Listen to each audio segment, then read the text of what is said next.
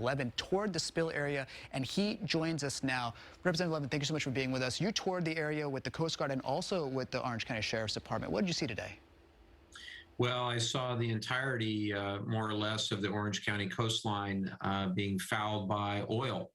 And it was really heartbreaking growing up in Orange County, going to the beach all my life. And my hope is that to whatever extent the oil can remain away from our beaches. The Coast Guard's working very hard. They've got many different vessels out there trying to do just that. But ultimately, a little bit of Mother Nature will be in play here. We're going to have to get lucky.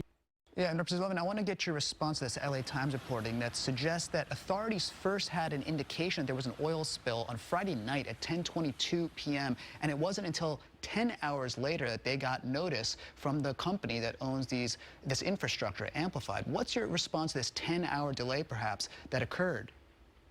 It's obviously very troubling, and it unfortunately is sort of par for the course for a lot of what we're reading and hearing with regard to oversight of offshore oil drilling. A Government Accountability Office report from back in March highlighted some of the concerns around transparency and accountability. So we'll allow the investigation to continue. Both the Coast Guard and the Department of Transportation are doing independent investigations. We can't rely on this oil company by itself to tell us what happened. That's right. We've got to figure it out ourselves. That's true.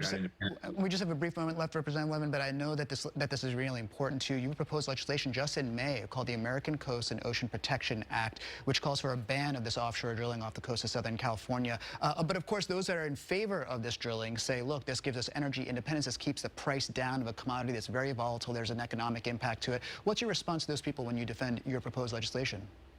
Well, two things I'll say. First is that our legislation actually made its way into the Build Back Better Act that is currently being considered by Congress. So my hope is that it gets across the finish line. It's buried in there about 1,000 pages in, but it's in there.